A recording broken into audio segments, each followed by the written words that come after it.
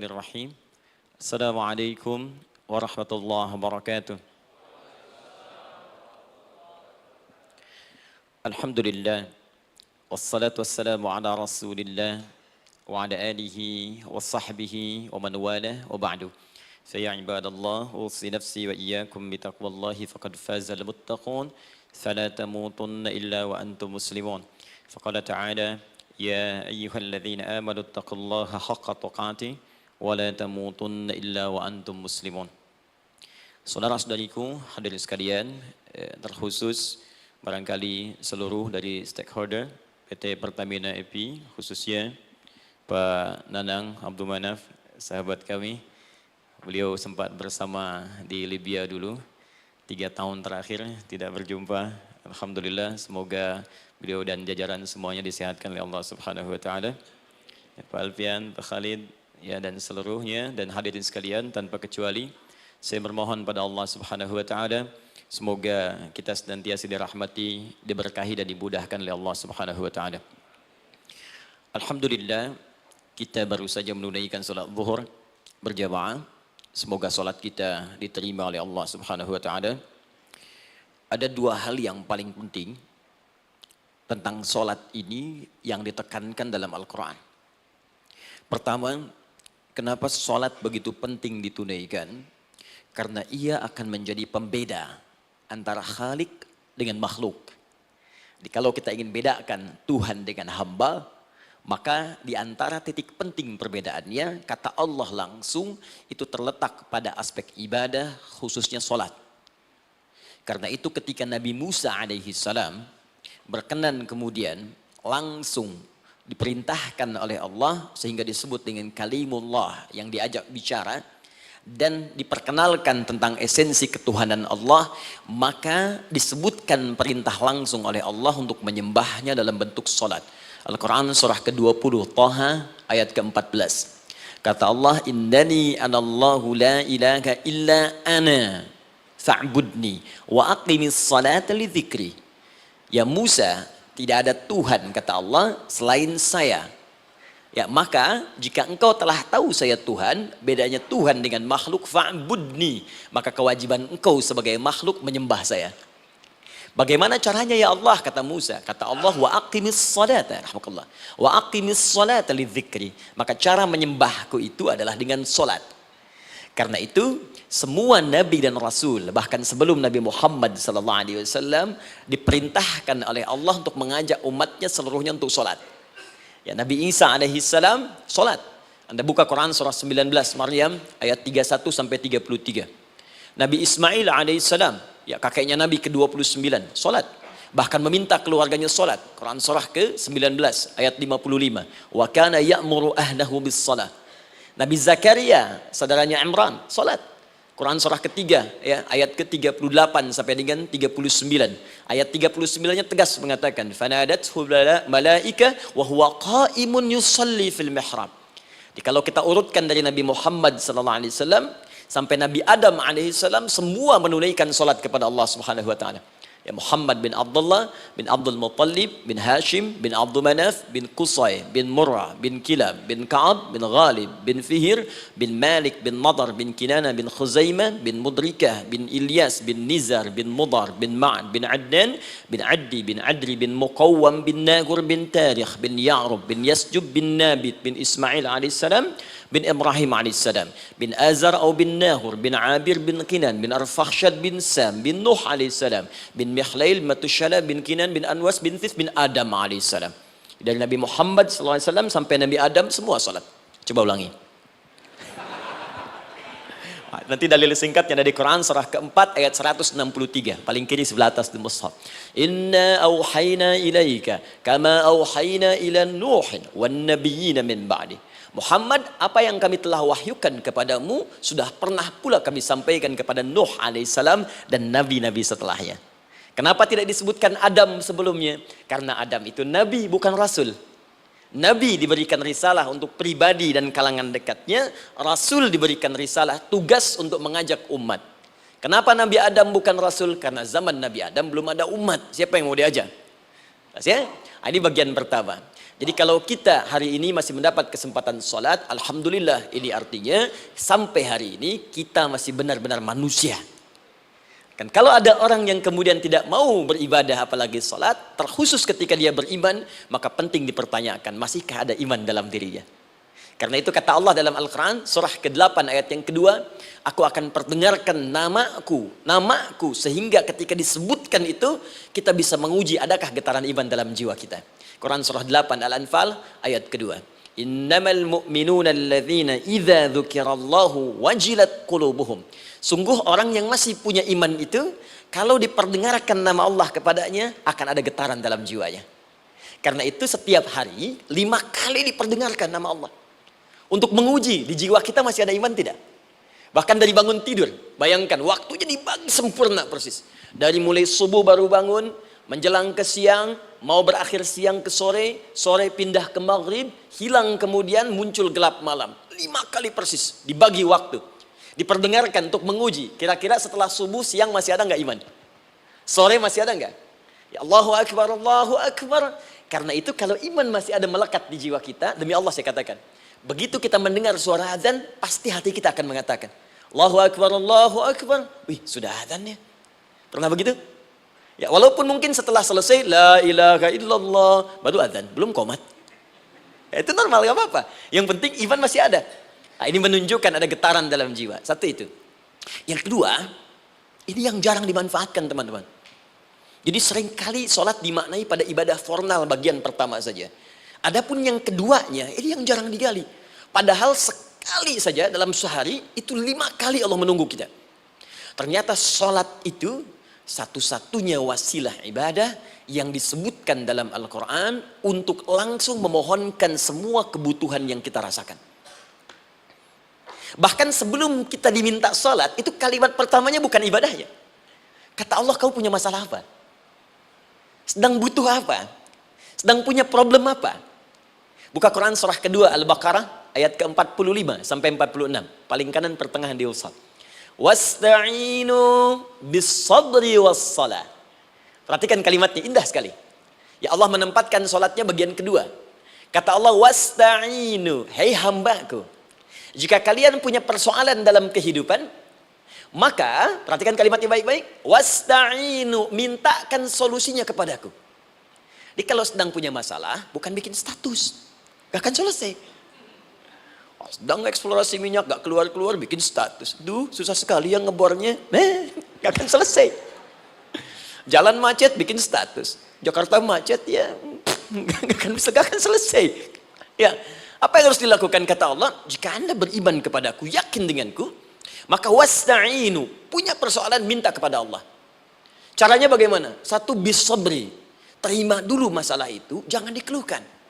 Kaidah lain muncul, karena mustahil saya akan titipkan persoalan kalau tidak Anda mampu mengatasinya. Kaidah Quran surah kedua ayat 286, kita hafal ayatnya. La yukallifullahu nafsan illa usaha. Perhatikan kaidahnya. Allah tidak mungkin menguji seorang hamba di luar batas kemampuannya. Jadi kalau kita sedang punya ujian di rumah kah, pekerjaan kah, kehidupan sosial kah, sebesar apapun ujian itu kata Allah, memang karena Anda yang sanggup. Kalau nggak sanggup gak akan diuji.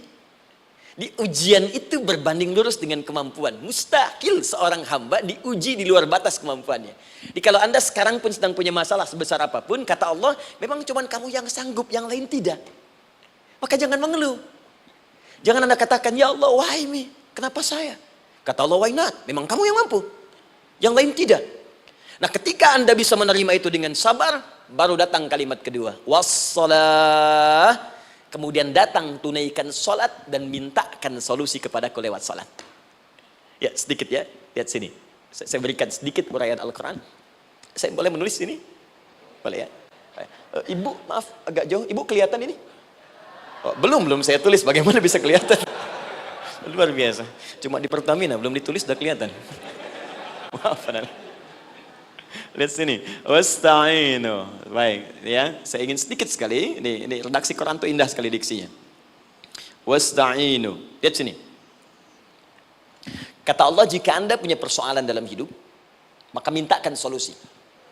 Terima dulu masalahnya dengan sabar, karena kita dipercaya oleh Allah. Gini, cara memahaminya. Allah aja percaya dengan kita. Masa kita nggak percaya diri? Allah yakin dengan kita, kita mampu. Masa kita nggak yakin? Terima dengan sabar. Kemudian wassalah, mintakan solusinya lewat salat. Kata perintahnya dibuka dengan kalimat wasta'inu. Kalau kita ingin rubah kata perintah ini, fi'il amr ingin dirubah ke dalam bentuk permohonan, minta. Maka rubah kalimatnya menjadi nasta'in. Lihat, nasta'in. Baik. Wasta'inu, kata Allah, kalian punya persoalan, ayo minta solusi padaku. Terus kita pengen minta, ya Allah, kami ingin minta. Maka dalam bahasa Arab, kalau kita ingin merubah kalimat ini ke dalam bentuk permintaan, kita katakan nasta'in.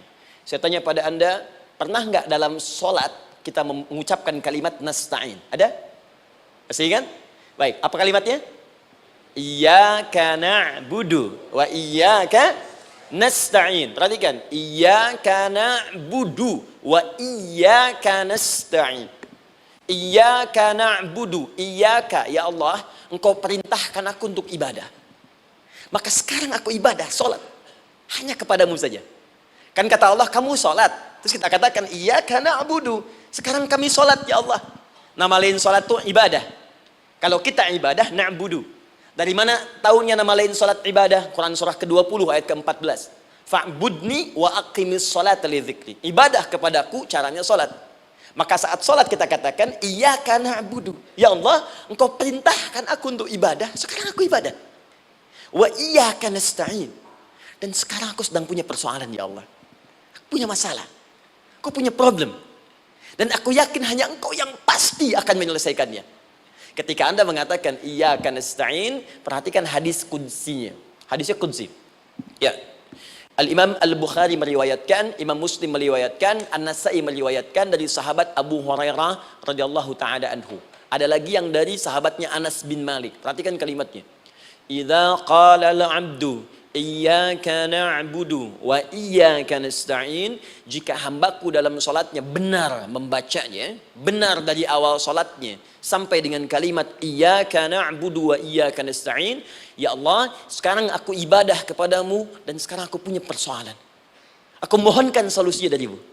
Kata Allah, hadza baini wa baina 'abdi. Ini perjanjian antara aku dengan hambaku. Wali 'abdi. Hadisnya qudsi. Wali 'abdi, kalau hambaku benar salatnya sampai kalimat ini, masa'alah. Apapun yang dia minta sekarang, aku akan kabulkan. Aku akan kabulkan.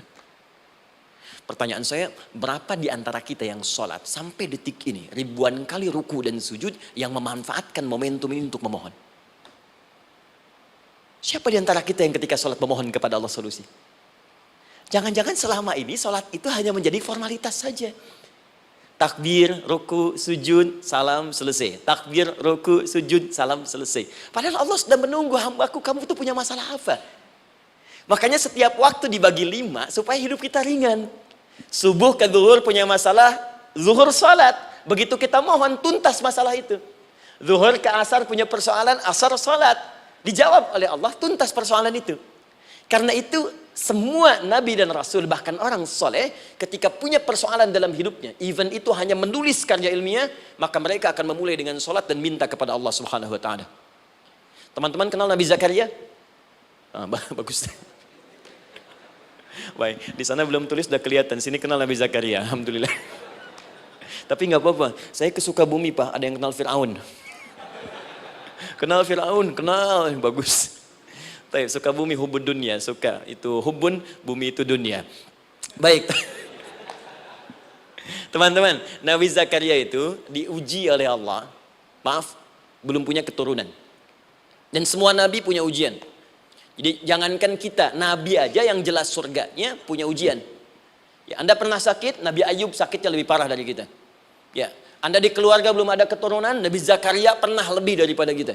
Sampai rambutnya memutih, fisiknya sudah letih, dan menurut medis, maaf sekali, istrinya divonis tidak mungkin punya keturunan, monofus dan mandul, mustahil. Secara klinis gak mungkin, secara medis tidak mungkin. Maka Allah tunjukkan satu isyarat yang sangat luar biasa. Jika Anda mendapati situasi makhluk mengatakan ini mustahil dan sudah angkat tangan, ini tanda pertama dari Allah, langsung tinggalkan pendapat manusia, langsung memohon kepada Allah. Maka turunlah beritanya di Quran surah ketiga Ali Imran ayat 38 sampai 39. Paling kanan sebelah atas di mushaf. Sekarang perhatikan kalimatnya, saya mau sambungkan dengan Al-Fatihah tadi. Hunalika da'a Zakaria rabbah. Di mihrabnya Nabi Zakaria salat bermohon kepada Allah. Qala rabbi habli min ladunka dzurriyyatan thayyibah. Kemudian ia berdoa, Rabbi habli, ya Allah yang maha memberi tanpa batas. Ini adab pertama, kalau teman-teman mau berdoa, sebut nama Allah sesuai dengan hajat kebutuhan kita. Itu yang disebut dengan al-asma'ul husna. Di asma'ul husna itu bukan nama-nama indah yang sekedar dihafal, bukan. Tapi nama yang diberikan oleh Allah sesuai dengan kebutuhan hidup kita. Dalilnya Quran surah ke-17 ayat 110. Ya, paling kanan sebelah atas di mushaf, ke pertengahan. Ya, kata Allah, Qulid Allah. Jika Anda punya persoalan, sebut nama Allah. Allah Awir Rahman atau Ar-Rahman. Ayyamma tad'u, tapi kalau Anda ingin spesifik meminta, falahul asmaul husna. Pilih nama Allah, ia punya nama-nama yang indah sesuai kebutuhan kita. Jadi kalau teman-teman misalnya minta kelancaran rezeki, sebut ya Allah ya Razzaq. Anak mau ujian, ya Allah ya Al-Alim. Di proyek misalnya ada hambatan, ada gangguan, ya Allah ya Al-Jabbar ya Al-Malik. Ingin mudah mengatasi ujian, ya Allah ya Sabar. Minta. Ya, jangan semuanya disebutkan, nanti jadi beban. Ya, Allahumma ya Rahman ya Malik ya Kudus ya Sabar, gitu kan? Yang tadinya nggak punya masalah jadi punya masalah, gitu kan? Pilih salah satu. Nah, jika Anda ingin memohon pada satu hal yang mustahil menurut manusia, maka minta dengan menyebut nama Allah yang memberi tanpa batas, mustahil di dalamnya. Nama Allah tersebut namanya Wahhab. Wahhab. Ya Allah, ya Wahhab. Al-Wahhab. Kalau kita rubah dalam bentuk permintaan, maka singkat kalimatnya dengan hab. Hab. Untuk sendiri habli, untuk banyakkan hablana.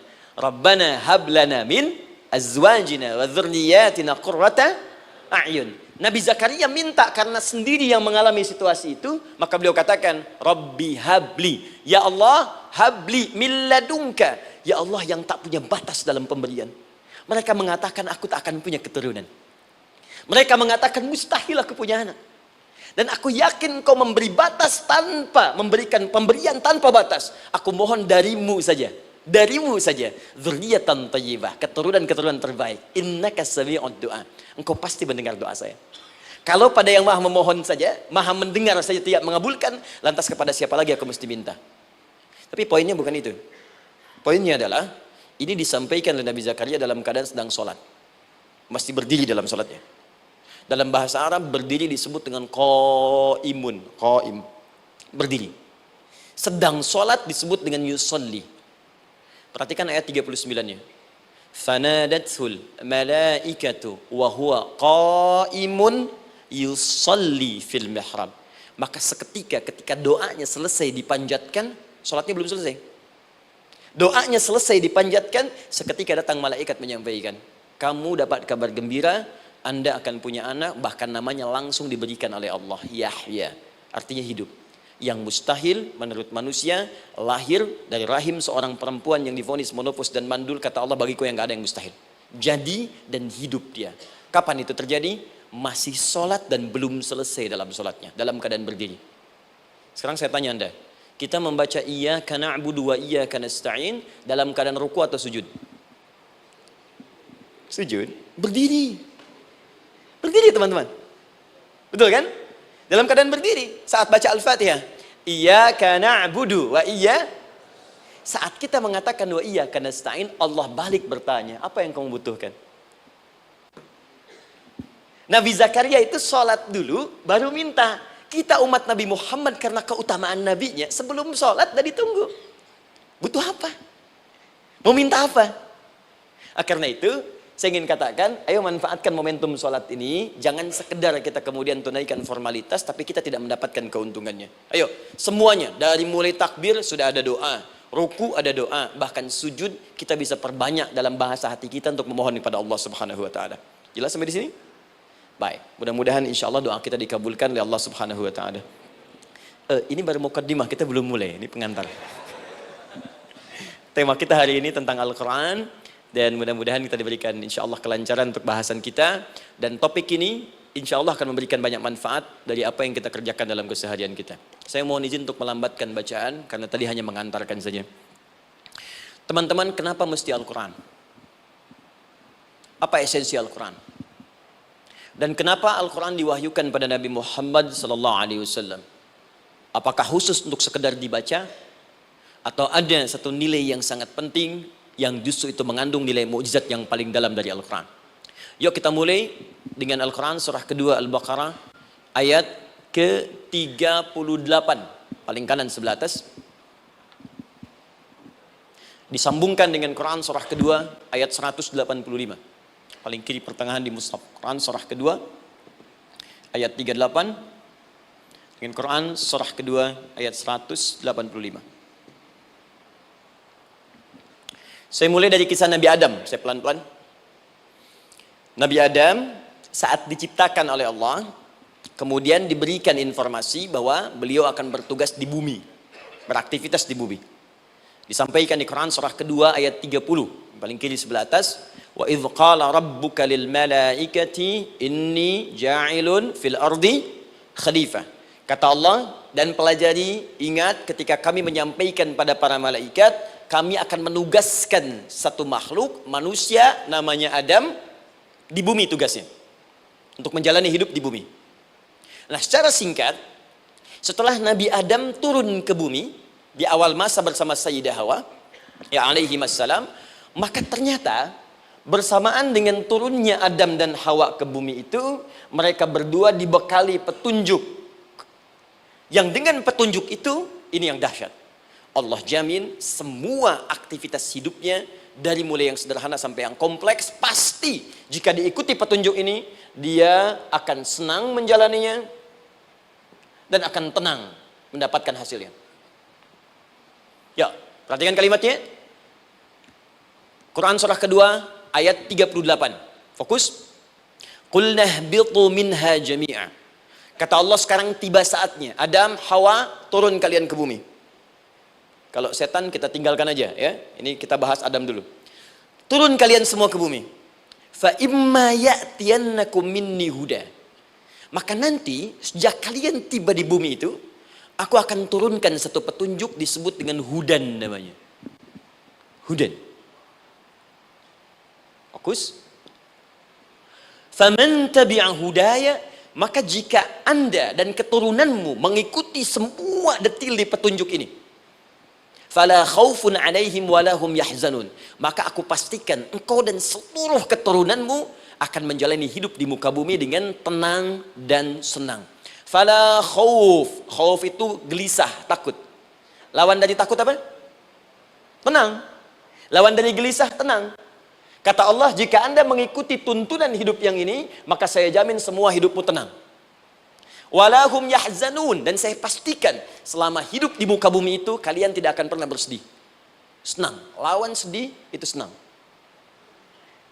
Jadi ternyata kita itu diminta tugas di bumi itu bukan untuk dipersulit.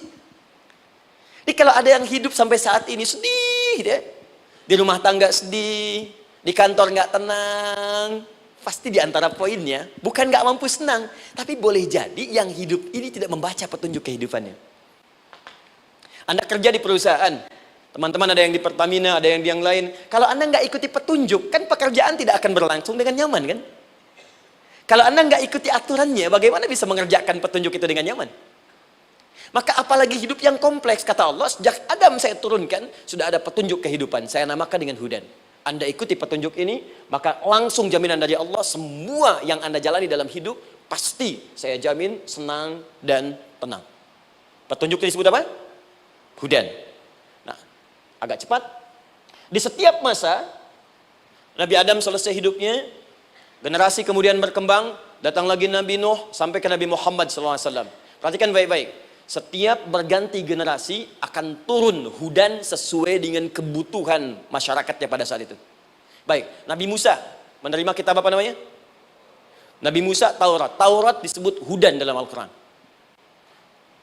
Muncul Nabi Musa, kitabnya disebut Taurat. Perhatikan baik-baik. Tahukah teman-teman ketika Taurat disebutkan dalam Al-Quran? Buka Quran surah ke-17. Ya, ayat yang kedua.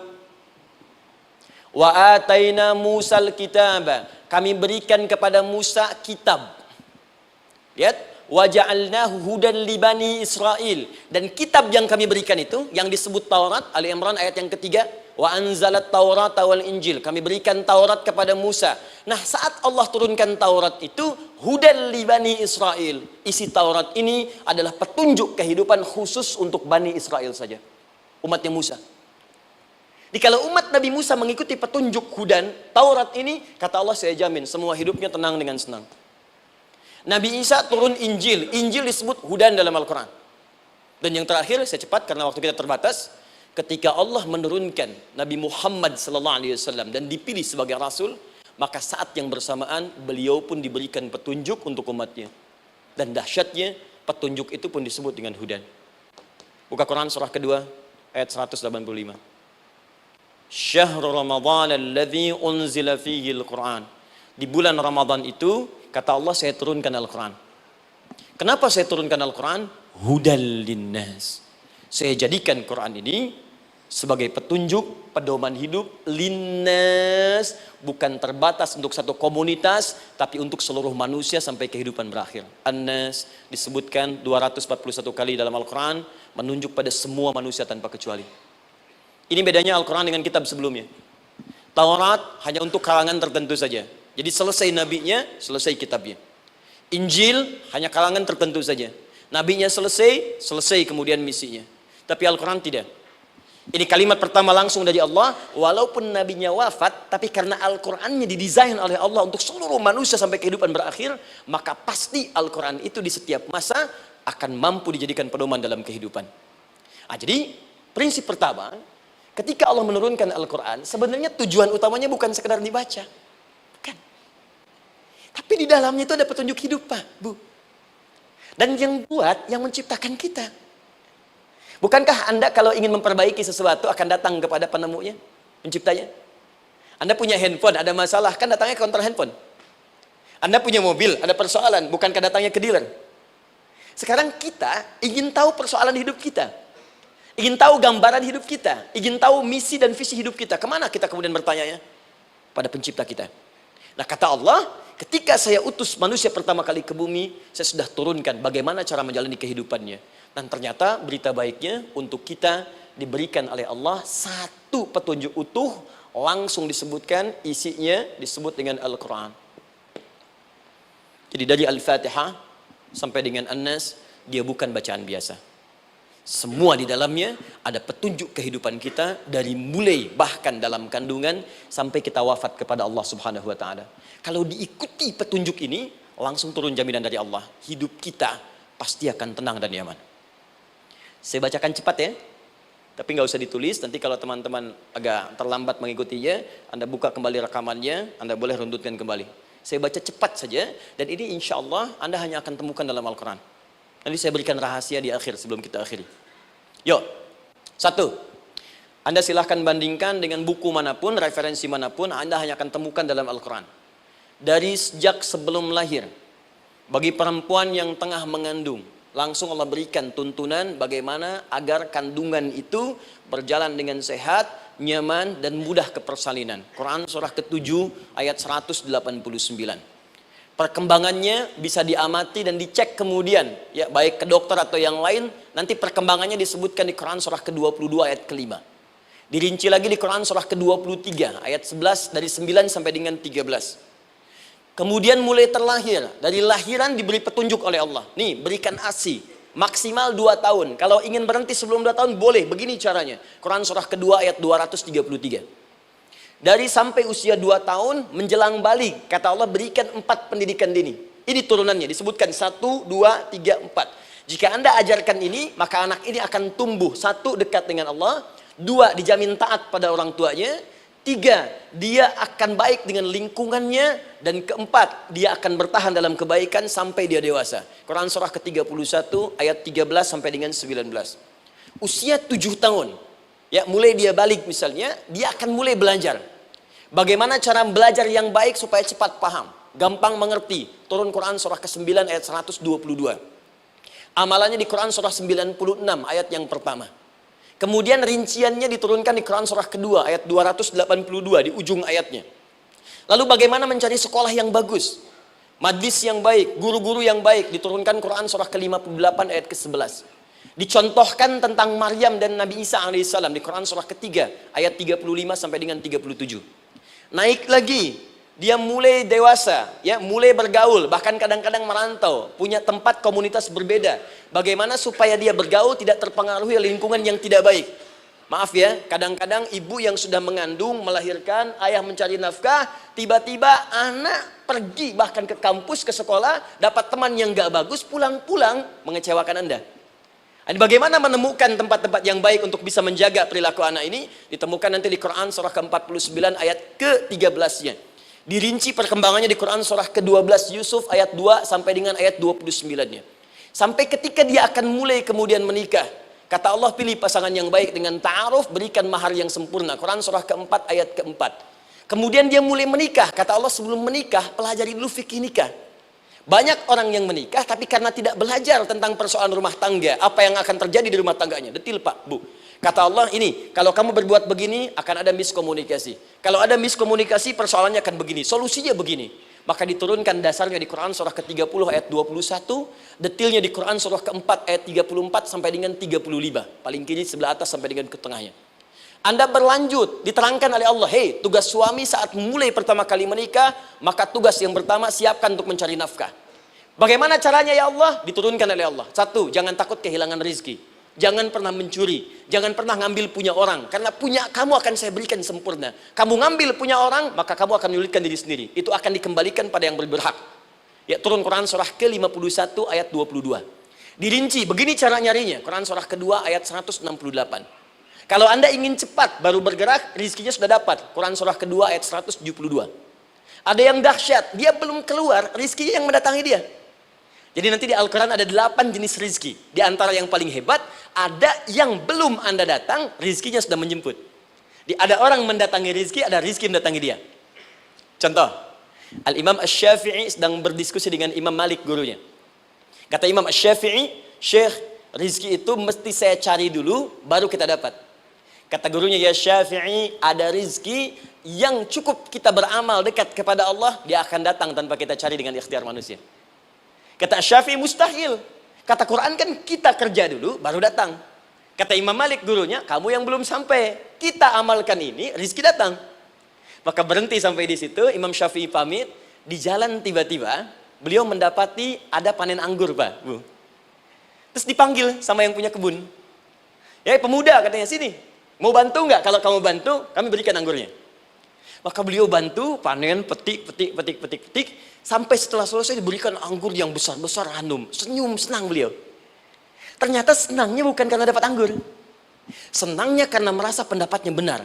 Kalau saya nggak bantu panen ini, nggak akan dapat saya anggur. Cuma karena saya bantu, saya diberi ini. Maka rasa senangnya inilah dibawa kemudian kepada gurunya, ingin laporan. Tapi perhatikan adabnya. Dia tidak mengatakan, guru, nih saya benar. Kalau saya nggak ikut panen, nggak dapat saya ini. Perhatikan kalimat Asy-Syafi'i. Guru, tadi saya di jalan, dipanggil oleh pemilik kebun, ikut panen anggur. Begitu saya bantu, saya diberikan anggur ini. Beliau tekankan dengan kalimat yang kencang pada kalimat, begitu saya bantu, saya dapat anggur ini. Imam Malik tersenyum mengatakan, Masya Allah Syafi'i luar biasa. Ini siang begitu panasnya. Tadi saya mau keluar ngajar, terfikir di benak saya, Allah kalau ada anggur yang besar-besar, enak rasanya. Tiba-tiba kamu datang bawa anggur. Ini Imam Syafi'i kerja dapat sesuatu, Imam Malik terfikir sesuatu, datang rezeki. Itu ada di Quran surah ke-7, teman-teman, ayat ke-96. Paling kanan sebelah atas di mushafnya. Baik, teruskan dulu. Ya, Anda dalam mencari kerja, ingat, kalau Allah yang sampaikan pasti terjadi. Jangan dikira mudah. Kata Allah akan ada persaingan, akan ada kadang-kadang singgungan, akan ada tantangan. Maka mulai petakan tantangan apa yang akan Anda lalui saat Anda mulai mencari nafkah itu. Maka turun Quran surah kedua ayat 214. Paling kanan sebelah bawah.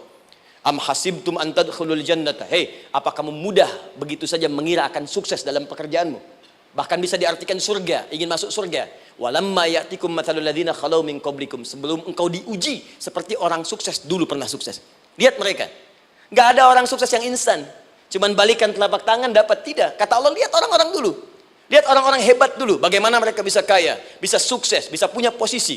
Masat umul ba'sa, petakan olehmu tantangan apa yang akan dihadapi saat engkau bekerja itu.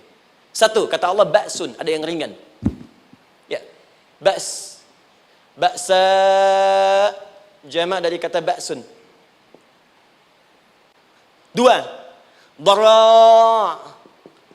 Ini sudah menengah, jama' dari kata durun.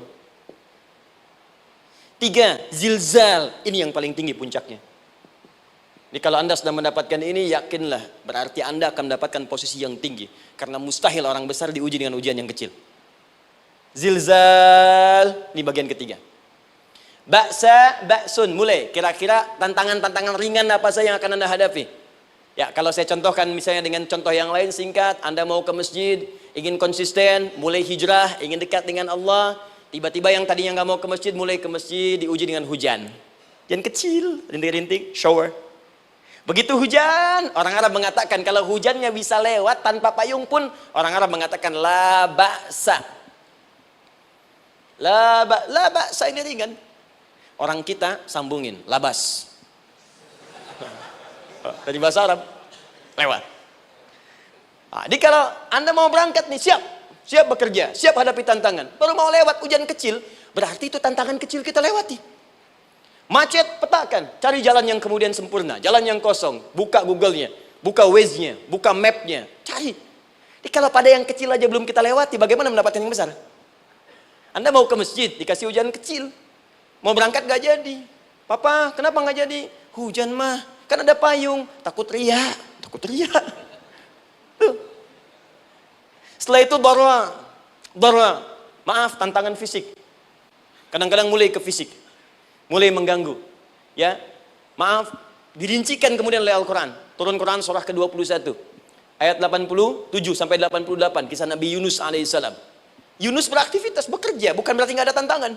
Kadang-kadang dibawa, kadang-kadang diusir, kadang-kadang Anda dapat misalnya proyek, kadang-kadang sudah mulai masukkan tender, tiba-tiba gagal, diserobot orang. Kadang-kadang orang yang dapat, Anda yang ngajukan, itu biasa. Kata Allah itu biasa, bukan cuma Anda, yang lain pun ada. Bukankah Allah ajarkan kisah Sayyidah Hajar alaihissalam dengan Ismail? Bukankah bolak-balik naik Safa Marwah, kadang di atas, kadang di bawah, kadang lihat peluang, sampai Marwah ternyata bukan air. Terkadang Anda yang bekerja, tim yang lain yang mendapatkan, karena kerja keras Anda, bisa jadi terjadi. Bukankah yang kerja keras Hajar, yang dapat Ismail? Mungkin Anda yang konsep, yang dapat minyaknya orang lain. Mungkin Anda yang kerja, kan yang suksesnya teman Anda, gak ada masalah. Dan itu kemudian akan bermanfaat bagi Anda. Tidak mungkin, setiap keringat yang keluar dari diri kita, mustahil, kecuali akan melahirkan manfaat yang kembali pada diri kita. Tantangan. Tapi yang paling dahsyat, ini yang gak ditemukan. Di sebagian referensi yang kita baca. Ketika Allah menjelaskan semua tahapan-tahapan tantangan ini, sampai ke puncaknya zilzal. Zilzal itu kalau bahasa sekarang gempa. Ada ujian yang menggoncang hati kita. Ketika Anda kerjakan, ya Allah, tantangannya dahsyat. Kenapa mesti saya, ya Allah? Kok nggak selesai-selesai, ya Allah? Itu wajar, teman-teman, itu biasa. Kata Allah, orang dulu saja mengatakan, mata nasrullah, kapan ini selesai? Berbahagialah kalau teman-teman sudah mendapatkan tantangan puncak yang paling tinggi ini. Ini artinya Allah sedang mempersiapkan Anda menjadi orang besar di kemudian hari. Dan cara mengatasinya diturunkan Quran surah ketiga ayat 142, paling kiri sebelah atas. Perhatikan dahsyatnya. Yang pertama diterangkan tantangannya, yang kedua dijelaskan cara mengatasinya. Saya mau berhenti sampai di titik ini, nanti saya terangkan cara berinteraksi dengan Al-Quran. Ya, perhatikan baik-baik. Kata Allah, jika kelak engkau sudah bisa memetakan tantangan ini, maka siapkan solusi untuk mengatasinya. Ayatnya dibuka dengan kalimat yang sama persis. Saya pernah sampaikan teori ini di dua perusahaan besar di Indonesia. Yang pertama, ada salah satu perusahaan, karena ini direkam saya nggak sebutkan perusahaannya, perusahaan otomotif besar, sedang turun gratis, kemudian juga ada inflasi yang tinggi. Terus saya terangkan teori Quran. Dia praktekkan berhasil, Pak. Padahal saat itu saya presentasi di depan non-muslim. Non-muslim. Sales-salesnya se-Indonesia dikumpulkan, saya bedah tentang ini. Dan mereka berhasil. Sampai sekarang naik lagi. Yang kedua sama, ini direkturnya juga non-muslim. Tapi nggak apa-apa, kita diskusi. Dan mau mendengar teori ini. Dan praktekkan, naik. Ya, dulu di satu perusahaan minyak juga. Sedang turun, karyawan semua dikumpulkan. Lalu kita bahas tentang ini, kita terangkan. Yang ini yang paling menarik dari Al-Quran. Kalimatnya sama persis. Quran surah ketiga ayat 142. Am hasibtum an tadkhulul jannata. Apa Anda duga akan begitu mudah mendapatkan kesuksesan dalam hidup. Tolong fokus baik-baik. Jangan selalu mengartikan jannah dengan surga. Karena asal kata jannah itu artinya kesuksesan, kebahagiaan yang belum tampak. Surga, kenapa disebut dengan jannah? Karena itu puncak kebahagiaan kita yang belum nampak sekarang. Saya kasih rahasia ya, ini di antara kita saja nih. Kalau ada kata jim dengan nun di depannya, itu pasti tidak nampak, tersembunyi. Apapun tambahannya. Ya, misal, jin kenapa disebut dengan jin? Karena memang ketika diciptakan, dia tidak tampak, tersembunyi. Lawannya ins, karena itu kita disebut ins, karena saat lahir kita tampak. 18 kali disebutkan dalam Al-Quran. Ya ma'syaral jinni wal ins, wa ma khalaqtul jinna wal ins. Jadi jin disebut jin karena memang fitrahnya tersembunyi, gak nampak. Jadi kalau ada jin melakukan penampakan, itu jin sedang kena masalah, sedang keluar dari fitrah. Sama dengan manusia, harusnya tampak. Jadi kalau ada manusia yang senang sembunyi-sembunyi, dia sama dengan, bukan saya yang bilang, sedang punya masalah. Ke kantor, sembunyi-sembunyi. Hati-hati Pak Alfian tuh. Biasa ada pintu depan, masuk pintu belakang. Suami di rumah, buka WA, sembunyi-sembunyi. Bu, hati-hati tuh. Pulang lewat pintu belakang. Berarti sedang punya persoalan dalam hidup. Setiap ada jim dengan nun, pasti tersembunyi. Ibu punya janin. Rahim. Dalam rahim ada janin. Kenapa disebut dengan janin? Jim, nun, ya, nun. Karena sosok itu belum nampak dalam pandangan kita. Nanti kalau sudah lahir, baru tampak. Jannah, kenapa disebut jannah? Karena belum tampak dalam pandangan kita. Nanti kelihatan. Karena itu dalam Al-Quran, kata jannah itu tidak dikhususkan dengan surga. Tidak dikhususkan dengan surga. Kadang-kadang menunjuk aspek kesuksesan yang belum tampak. Anda mau ngebor minyak, minyaknya belum tampak. Belum kelihatan.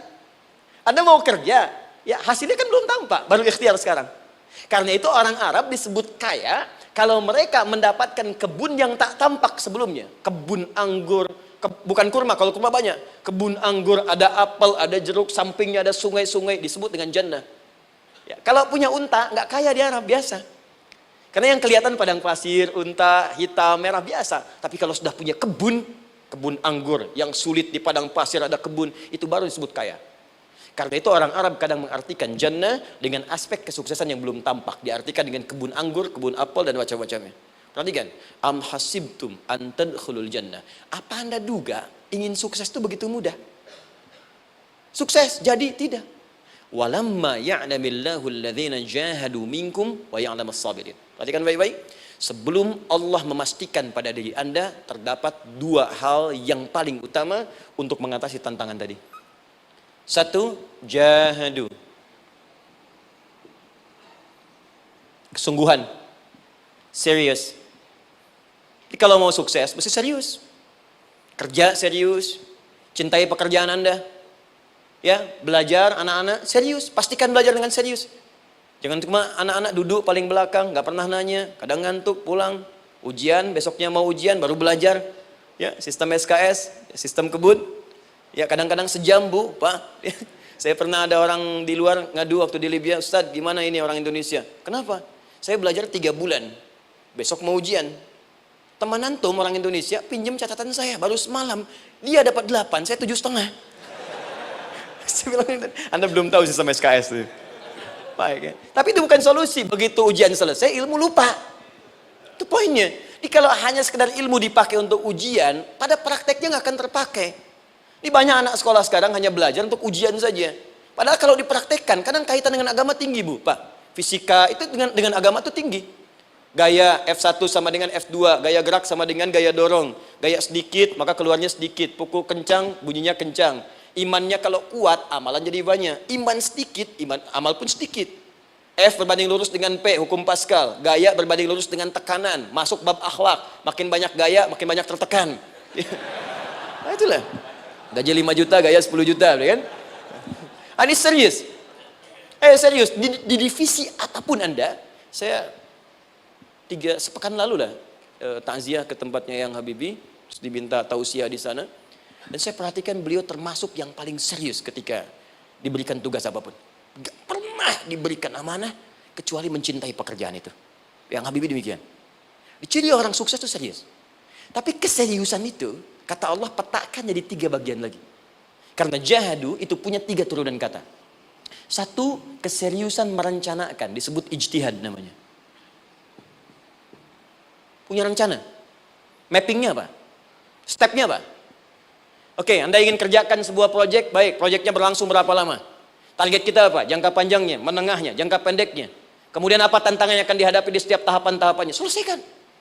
Bahkan saking pentingnya tahap perencanaan ini ditunjukkan oleh Allah langsung lewat sholat.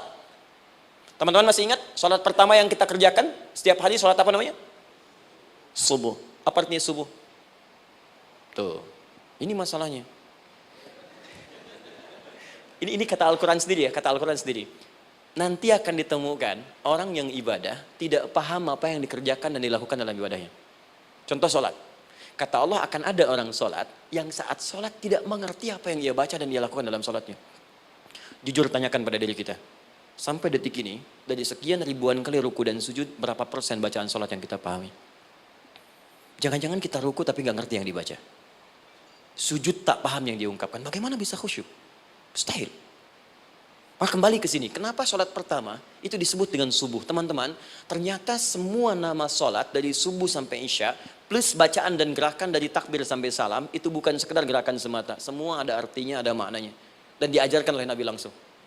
Subuh disebut dengan subuh. Ada 2 kata. 1, fajar, Quran surah ke-17 ayat 78. Inna Qur'an al-fajri kana mashhuda. Kedua, subuh di surat At-Takbir. Was-subhi idza tanaffas. Kenapa disebut fajar? Fajar itu pancaran positif, pancaran kebaikan. Jadi kalau yang baik disebut fajar. Kalau yang jelek disebut fujur. Fujur ada di Quran surah 91 ayat 7 sampai 8. Wa nafsi wa ma sawwaha fa'alhamaha fujuraha wa taqwaha. Fujur itu rambatan, gelombang buruk yang muncul dari nafsu. Ya, ditembuskan ke elemen tubuh kita. Misal gini. Tiba-tiba pengen marah. Ya, di tubuh kita mengatakan melotot, maka ini ada pancaran di hati kita nyambung kemudian ke mata. Ini rambatan dari sini ke mata disebut fujur namanya. Mau ke tangan pukul, masuk ke tangan. Itu rambatannya disebut fujur namanya. Ya. Yang baiknya disebut fajar. Ya, misal saya ingin sholat, tiba-tiba hati mengatakan sudah azan, merambat ke kaki, cepat melangkah. Cepat wudhu. Nah, itu rambatannya disebut fajar namanya. Atau infajar. Ini pasti ada, ya. Fujur nama lainnya nafsu. Disebutkan 115 kali dalam Al-Quran. Takwa, rambatan fajar, sumbernya takwa. Disebutkan 115 kali dalam Al-Quran. Di jiwa kita ada takwa, ada nafsu. Takwa yang dorong malaikat, disebutkan 88 kali dalam Al-Quran. Nafsu yang dorong setan, disebutkan sama 88 kali. Di setiap Anda akan mengerjakan satu hal, pasti akan yang mendorong pada yang baik, akan mencegah dari yang baik itu nafsu. Pasti itu. Pak Alfian mau tanda tangan proyek. Tiba-tiba disodorkan, Pak, ini Pak. Kok begini proyeknya? Perbaiki, karena ada yang nggak beres. Tapi fee-nya lumayan Pak, 1 miliar. Nggak bisa, jiwa takwa mengatakan jangan terima Pak. Bapak mengatakan maaf, ini jari tahiyat, gak akan pernah dipakai maksiat, perbaiki, datang lagi. Ini Pak, kok sama? Fee-nya diperbaiki Pak, 100 miliar. Nafsunya mulai berkata, terima. Takwanya bilang, jangan. Akhirnya beliau katakan, tangan tahiyat gak akan pernah dipakai maksiat. Tapi tunggu, saya istiqoroh dulu.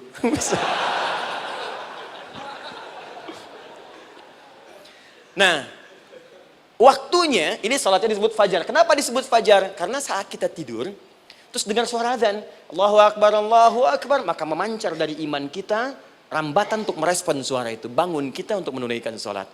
Waktunya disebut subuh. Kenapa disebut subuh? Dari kata asbah. Asbah itu artinya yang siap dengan rencana. Dia orang Islam tuh nggak ada yang bangun dari tidurnya kecuali punya rencana jelas yang akan dieksekusi di hari itu. Makanya sebelum kita bekerja mengeksekusi itu, kita datang menghadap Allah supaya Allah berikan kemudahan di setiap aktivitas kita. Coba lihat manajemen Nabi. Bukankah sebelum tidur beliau istighfar dulu? Dirinci pekerjaannya, dicatat yang akan dikerjakan besok, istighfar 70 kali, 100 kali, sehingga dengan istighfar saat tidurnya tenang. Coba kita biasakan. Ada yang baca Quran, ada yang istighfar. Kalau nggak percaya silahkan cek. Begitu Anda lakukan, tidurnya enak. Besoknya rencana itu sudah siap. Makanya ketika bangun, siap jam 7 mau kemana, jam 8 ada di mana, jam 12 kerjakan apa. Sebelum mengerjakan itu, datang kepada Allah, sujud, ya Allah, saya punya rencana ini tolong mudahkan. Begitu caranya. Itu yang disebut dengan subuh. Nah, sekarang kembalikan peta hidup kita mau seperti apa ke depan. Ijtihad. Yang kedua, kalau sudah jelas konsepnya, visinya sudah ada, maka jihad. Yang kedua jihad. Jihad itu eksekusinya, aksinya, actionnya, perjuangan fisiknya. Rencananya apa? Tahajud malam nanti. Bismillah. Jam berapa? 2:30. Baik, yuk kita mulai rencanakan. Eksekusi rencananya. Bagaimana cara kita bangun 2:30? Pasang alarm. Jam berapa alarm dipasang? 3 kali. Pertama 1:30, kedua 2 kurang 1/4, ketiga jam 2 lewat 1/4. Baik. Alarm pertama untuk mematikan alarm kedua. Alarm kedua matikan alarm ketiga. Ketiga siap-siap. Baik. Siap bangun. Jihad. Awas, ini penting ya, jihad itu jangan dipersempit maknanya kepada situasi peperangan saja, tidak. Banyak jihad itu luas sekali medannya. Karena jihad itu perjuangan fisik. Dan maaf sekali, dalam konteks perang pun bukan menyerang orang. Tapi membela diri saat diserang. Di Islam itu bukan agama ekspansi. Cek di sejarah, nggak ada Islam menyerang. Yang ada itu membela diri saat diserang. Atau saat orang lain dizalimi dan kita diminta untuk terlibat, kita membantu. Ini bukan dalam konteks sekarang yang banyak dibincangkan. Tembak orang, bom orang, nyerang orang. Bukan. Itu waktu kejadian bom Tamrin itu pertama, saya di Lampung posisinya. Itu begitu meledak, duar. Pertanyaan pertama Pak di Majelis Taklim, Ustadz, apakah bom di Jalan Tamrin termasuk jihad fisabilillah? Saya bilang, Pak, sependek pengetahuan saya, jihad fisabilillah itu jihad di jalan Allah, bukan di Jalan Tamrin. Kaidahnya beda. Nah, misal mencari nafkah itu jihad. Cari nafkah jihad. Quran surah keempat ayat 34, paling kiri sebelah atas. Tugas pertama ketika menikah kata Allah, ar-rijalu qawwamuna 'alan nisa. Setiap lelaki itu diminta oleh Allah untuk mengatur bagian rumah tangganya. Jadi pemimpin di rumah tangganya. Ya bima faddalallahu ba'dahum 'ala ba'din, karena diberikan kemampuan untuk memimpin. Di pemimpin itu ada di suami. Dan ciri khas pemimpin, Bu, biasanya ciri khas pemimpin apa, Bu?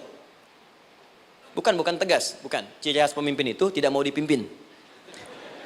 Makanya kalau ada sesuatu, masukkan lewat usulan, jangan beri saran. Kalau saran susah, itu pemimpin. Baik, tapi yang paling luar biasa kata Allah, perhatikan kalimatnya indah sekali. Wa bima anfaqu min amwalihim. Saya berikan tugas untuk mencari nafkah. Ketika seorang lelaki bertugas mencari nafkah, ingat ya, konteks apapun, kalau perempuan nanti bekerja bukan nafkah poinnya. Bisa hobi, ya, bisa aktivitas, tapi nafkah kalau sudah menikah itu ada pada suami. Perempuan tidak. Kalaupun tidak dilarang perempuan bekerja, tidak. Sayyidah Aisyah mengajar, ada yang para sahabiah jadi perawat, ya, ada yang pengajar. Banyak dulu sahabat Nabi yang perempuan mengajar. Ya, kan ada pelajaran-pelajaran khusus perempuan. Ya, ada bagian perawat, ada dokter. Ini kan yang ngandung perempuan, masa yang periksa laki-laki? Ya, ada bagian perempuan tertentu. Itu silahkan bekerja boleh, tapi nafkah laki-laki. Begitu lelaki meniatkan pekerjaannya karena Allah untuk mencari nafkah, itu setiap langkahnya jihad fisabilillah. Wafat, syahid. Maaf ya, apakah selama Anda bekerja sudah diniatkan ibadah? Jangan-jangan cuma kerja aja. Kalau cuma kerja, apa bedanya Anda dengan yang belum beriman? Anda wafat juga. Kerja di gedung yang sama, berangkat menemukan kemacetan yang sama. Apa bedanya iman kita dengan yang lain? Satu, kita pasti wafat, pasti pulang. Dan kita nggak bisa pilih, ya nggak bisa pilih. Antum bisa duluan, saya belakangan mungkin. Atau ditukar, saya belakangan, Anda duluan mungkin. Atau memang saya bisa duluan, ya duluan menyolati Anda. Oke, paham ya? Jadi ibu di rumah jihad, Bu, pada anak, perawat, mengandung itu sudah jihad. Jika wafat dalam proses saya melahirkan atau sedang mengandung itu syahid. Itu jelas nggak ada perbedaan pendapat. Anak-anak yang sekolah niatkan ibadah, Bu, Pak. Mohon maaf ya, mesti ada bedanya. Iman kita di rumah mesti itu terpancar kepada anak-anak. Ajarkan mereka sekolah yang baik. Pilih sekolah yang mengajarkan sholat, mengajarkan baca Quran. Sekarang banyak kok. Fisikanya bagus, Qurannya bagus, kimianya bagus, sholatnya juga bagus. Cari, kalau bisa dunianya bagus, akhirat bagus, kenapa hanya pilih dunia saja? Siapkan, itu jihad. Terakhir, tidak mudah mengeksekusi ini, pasti ada tantangan yang ketiga, namanya mujahadah. Mujahadah. Tantangan mengatasi gejolak jiwa. Kadang-kadang malas, capek, ya belum eksekusi dilakukan, sudah berdebat pada yang tidak penting, sehingga tidak menghasilkan kesimpulan. ragu-ragu, khawatir, maka atasi semua itu. Turun Quran surah kedua ayat 216. Kutiba alaikumul qitalu wa huwa kurhul lakum. Kalau engkau sedang tidak nyaman, maka perangi ketidaknyamanan itu jika engkau ingin mendapatkan kesuksesan yang telah engkau cita-citakan. Asa an takrahu syai'an fa huwa khairul lakum. Boleh jadi apa yang engkau tidak rasakan sekarang, engkau rasakan gak enak, gak nyaman, di balik itu Allah sedang siapkan sesuatu yang lebih baik untukmu. Wa asa an tuhibbu syai'an fa huwa syarrul lakum. Mungkin yang engkau harap-harap sekarang boleh jadi itu belum baik untukmu sekarang. Allahu ya'lamu wa antum la ta'lamun, karena Allah lebih tahu masa depan, engkau pikiranmu pendek sampai di sini saja. Maka teman-teman sekalian, kembalikan lagi, tidak pernah Anda akan temukan dalam Al-Qur'an kecuali bimbingan hidup yang semuanya nyata. Silahkan cek. Itu baru pekerjaan. Belum ibu di rumah, ibu capek merawat anak, kadang mengeluh, kadang nangis. Turun Quran surah ke-17 ayat 23. Kadang-kadang ada beda pendapat dengan suami, Quran surah ke-4 ayat 34 sampai 35. Masalah kondangan saja, Pak, bisa beda pendapat. Ya. Ya, Pak, kan ada family gathering malam. Mama pakai baju apa ya? Hijau apa yang biru? Masya Allah, kata Anda biru bagus, mah. Kata Mama kayaknya hijau deh, Pak. Tuh. Nanya tapi udah punya jawaban. Ya, bagus kalau dipakai, begitu keluar kuning.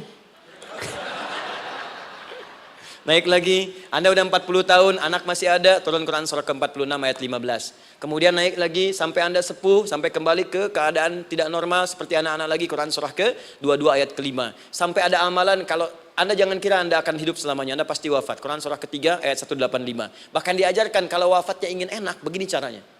Pelajari Pak, jangan cuma dunia, kita akan meninggal. Ini ada di Quran, kalau pengen meninggalnya enak, begini caranya. Ya kalau nggak percaya silahkan amalkan, nanti kita akan lihat di akhir. Ya. Betul, akan kelihatan.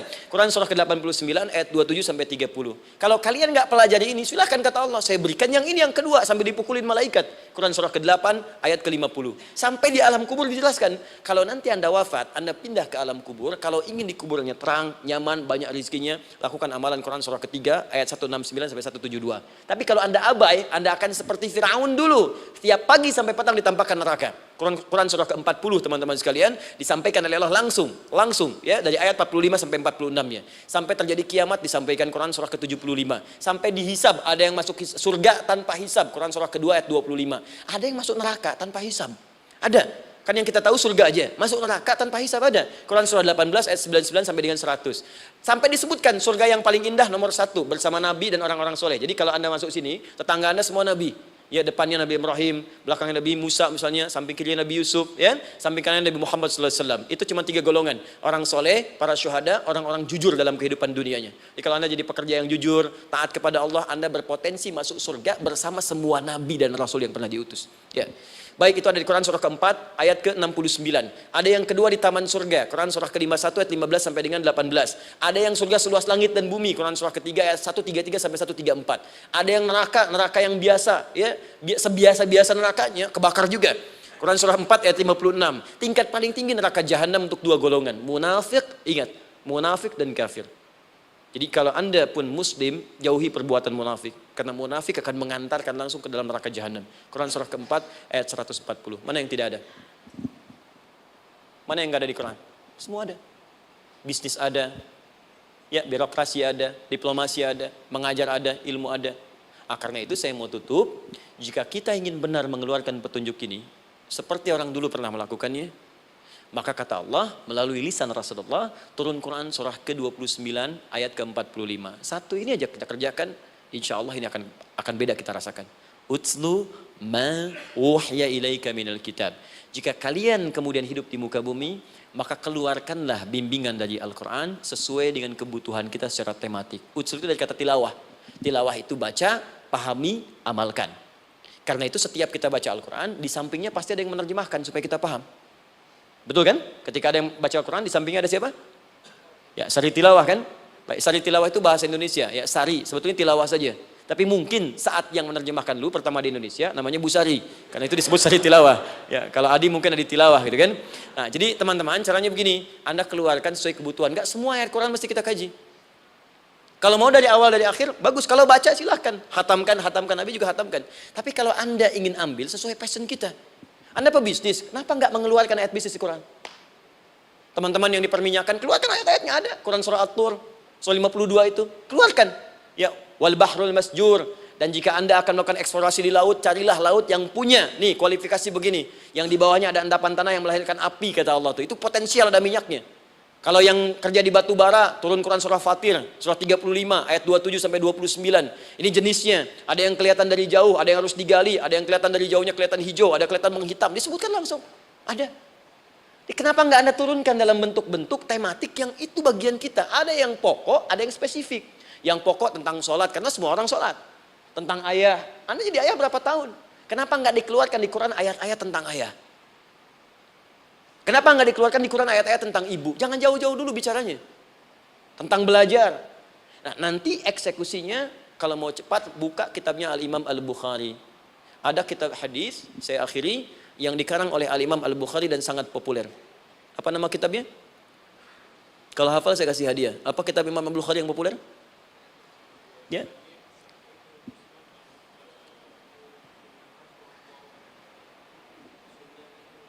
Taib, Anda saya kasih hadiah umrah. Taib. Insyaallah. Januari awal, insyaallah ada yang kami hadiahkan umrah dari atlet peraih Asian Games. Ya, Anda boleh ikut nanti. Ya, ada juga saya senang saya cinta dengan bangsa ini. Jadi ada peraih Asian Games medali emas yang kemarin, itu akan kita berangkatkan umrah semua peraih medali emasnya. Nanti gelombang pertamanya bulan Januari. Ya, 2020 nanti sekitar 3 bulan lagi, insyaallah Anda nanti akan mengikuti. Ada juga nanti dari kalangan Polri, ada TNI juga yang akan ikut dan saya sertakan. Baik. Al-Jami As-Sahih Al-Musnad Al-Mukhtasar min umuri Rasulillah sallallahu alaihi wasallam wa sunanihi wa ayyami. Itu namanya. Ayo ulangi. Disingkat Sahih Al-Bukhari. Kenapa saya bacakan lengkap? Bukan karena singkatannya, tapi banyak orang sekarang baca buku, baca kitab hanya langsung ke isinya. Padahal setiap ulama ketika menuliskan judul kitabnya, itu pasti ada petunjuk di dalamnya. Kata Imam Al-Bukhari, Al-Jami As-Sahih. Kitab ini saya buat sebagai petunjuk umum miniatur kehidupan Nabi yang bisa kita ambil hikmahnya sekarang. Jadi kalau kita pengen tahu bimbingan Nabi di masa lalu, supaya kita terapkan sekarang, buka kitab saya ini. Semuanya mustad bersambung kepada Nabi. Sahih saya pastikan, saya teliti satu-satu. Al-Mukhtasar, saya persingkat gak bertele-tele. Nah ini poinnya. Min umuri Rasulullah SAW wa sunani wa ayyamihi. Ini semua pekerjaan Nabi selama 24 jam. Secara singkat saya tutup dibagi 97 pembahasan. Setiap 97 pembahasan, satu babnya itu berisi bimbingan hadis-hadis Nabi. Di situ ada bab tentang bisnis, kitabut tijarah. Bab tentang ilmu, kitabul ilmi. Bab bahkan tentang sakit, kalau pengen cepat sembuh apa? Kitabul marid. Bab tentang pemerintahan, kitabul imarah. Bab tentang penguatan iman, supaya naik gak turun-turun, kitabul iman. Anda tinggal pilih profesi apa, cari Sahih Al-Bukhari, harganya murah. Maaf, dibandingkan pulsa Anda pun masih murah kitab Al-Bukhari. Ya, beli 4 jilid cuma 350.000 yang bahasa Arab saja. Ya, kalau mau terjemahan, cari terjemahannya. Ya, dapatkan itu, keluarkan babnya sesuai profesi kita. Itu ketika dibuka kitab ini, yang pertama muncul ayat Quran dulu. Ini ayatnya, ini hadisnya. Ini ayatnya, ini hadisnya. Teman-teman gak usah baca semuanya, keluarkan passion Anda apa, di situ belajar. Sebulan saya belajar ini, besok saya pindah lagi. Sebulan topik ini, besok ke topik yang lain lagi. Saya kira insya Allah kalau itu kita terapkan dengan baik, maka Al-Quran akan hidup dalam seluruh aktivitas kita dan mudah-mudahan keberkahan akan diturunkan oleh Allah Subhanahu Wa Taala. Ya, tidak cukup dengan amin, mulai dulu. Ya, mulai dulu, petakan dulu, eksekusi dulu. Saya kira itu yang saya sampaikan. Anda punya hak dan kewajiban, hak Anda sudah dapatkan dan kewajiban kita semua untuk kembali beraktivitas. Saya mengucapkan terima kasih atas undangan dari pihak Pertamina untuk Anda seluruhnya. Saya ingin tanya, kalau jamaah di sini ada berapa kurang lebih? Kurang lebih yang rutin 500 ada 550. Baik, nanti saya hadiahkan mushaf sebanyak 550. Ya, dan itu nanti setiap ada kajian atau zuhur salat Anda bisa baca di sini, baca mushafnya. Kemudian yang kedua, saya nanti berikan buku untuk bacaan. Ya, itu buku yang saya berikan insyaallah tentang manusia. Jangan-jangan selama ini kita jadi manusia, kita tidak tahu mau kemana kita. Ya. Itu saya keluarkan dari Al-Quran langsung, seperti apa Allah menerangkan tentang kemanusiaan kita. Saya juga hadiahkan sejumlah yang sama, 550. Nanti satu orang bisa mendapatkan satu-satu. Dan terakhir barangkali, mau hafal Quran? Oh mau, baik. Alhamdulillah.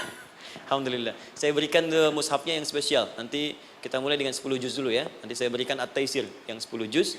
Itu ada mudah untuk bisa menghafal Quran. Mulai dari 10 juz dulu, nanti bisa disempurnakan. Saya berikan 550 Quran khusus untuk dijadikan sebagai hafalan. Nanti cara menghafalnya bisa dibuka saja di YouTube. Nanti di situ ada cara kami menjelaskan. Dan bulan depan kita ada karantina akbar. Jadi menghafal Quran dalam 30 hari. Alhamdulillah angkatan pertama sudah selesai. Ada yang hafal 24 hari, 23 hari. 30 juz, bukan juz 30 ya. Ada yang 30 hari. Ya, ada juga. Sekarang sedang gelombang kedua. Mudah-mudahan di Pertamina ini juga insya Allah dalam proses bekerja ada juga yang menghafal dan hafal Quran insya Allah ya. Saya kira itu, nanti pulang dari sini dikabari. Kalau ada mobil disiapkan, kalau tidak ada kami juga coba antarkan. Nanti kami siapkan dan mudah-mudahan bisa bermanfaat untuk teman-teman. Kalau ada yang bisa saya lakukan untuk bersinergi di sini, untuk membuat teman-teman lebih dekat dengan Allah, sampaikan dan saya dengan senang hati. Ya, saya datang sendiri, tulis sendiri, nerangin sendiri, ngapus sendiri, gitu kan. Terus juga berikan apa yang Anda butuhkan. Kalau dengan semua itu Anda belum juga dekat dengan Allah, ya saya harus bagaimana lagi gitu kan. Baik. Kita berdoa, mudah-mudahan doa kita dikabulkan Allah. Ada 3 cara berdoa. Pertama cukup dengan hamdalah kalau singkat. Kedua kalau ada perselisihan, kifaratul majlis. Dan yang ketiga, kadang Nabi berdoa, sahabat mengikuti dalam momentum yang khusus. Saya ingin menggabungkan ketiganya. Mudah-mudahan dengan itu keberkahan diberikan luas kepada kita semua. Alhamdulillahi Rabbil Alamin. Hamdan syakirin, hamdan na'imin. حمدا يوافي نعمه ويكافئ مزيدا يا ربنا لك الحمد ولك الشكر كما ينبغي لجلال وجهك الكريم ولعظيم سلطانك اللهم صل وسلم وبارك على رسولك الكريم نبيك الامين سيدنا محمد وعلى اله وصحبه اجمعين اللهم ربنا لا تدع لنا في مقامنا هذا وفي كل مقام ذنبا الا غفرته ya Allah kami mohon jika ada satupun di antara kami saat ini yang hadir membawa ya Allah dosa-dosa dalam dirinya, jangan biarkan yang meninggalkan tempat ini kecuali Engkau telah ampuni segala dosa-dosanya. Wala hamman illa farajtah. Ya Allah, jika ada di antara kami yang tengah hadir saat ini ada kegelisahan dalam jiwanya, maka mohon jangan biarkan yang meninggalkan tempat ini kecuali Engkau telah tenangkan keadaan hatinya. Allahumma wala asran illa yassartah. Ya Allah, jika ada di antara kami yang tengah mengalami kesulitan baik di pekerjaannya, kehidupan rumah tangganya, maka dengan keikhlasan amalnya, ya Allah angkat dan ringankan segala kesulitannya. Allahumma wala maridan illa syafaitah. Jika ada di antara kami yang tengah Engkau uji dengan penyakit seberat apapun, maka mohon angkat dan sembuhkan segala penyakitnya. Allahumma yassir lana umurana wa la tu'assir alaina. Ya Allah, mudahkan semua urusan kami, jangan berikan kadar ujian yang tidak kami sanggup mengatasinya ya arhamar rahimin. Allahumma alif baina qulubina ati anfusana taqwaha wa zakki anta khairu man zakkaha anta waliyuha wa maulaha. Ya Allah, mohon lembutkan hati kami untuk saling bersaudara dalam kebaikan. Jauhkan kami dari perpecahan ya Allah, dan bersihkan jiwa kami agar kami bersih keadaan jiwa untuk bisa beramal dalam kebaikan dengan mendapatkan ridhamu. Allahumma rabbana atina fid dunya hasanah wa fil akhirati hasanatan wa qina adzabannar. Ya Allah, kami mohon anugerahkan segala kebaikan di muka bumi ini yang mampu kami raih, dan berikan kami segala kemuliaan di akhirat yang mampu kami dapatkan, dan mohon jauhkan kami dari segala ya Allah murka dan neraka-Mu. Allahumma barik lana ya Allah fi ailatina wa fi amalina ya Allah wa fi kulli ya Allah hayatina. Ya Allah, kami mohon anugerahkan keberkahan dalam kehidupan keluarga kami, di kantor, di pekerjaan kami, dan seluruh tahapan kehidupan yang akan kami lalui. Bi fadlika subhana rabbika rabbil izzati amma yasifun wa salamun alal mursalin subhanakallahumma wa bihamdika asyhadu an la ilaha illa anta nastaghfiruka wa natubu ilaik wa akhiru da'wana alhamdulillahi rabbil alamin. Thumma assalamu alaikum warahmatullahi wabarakatuh.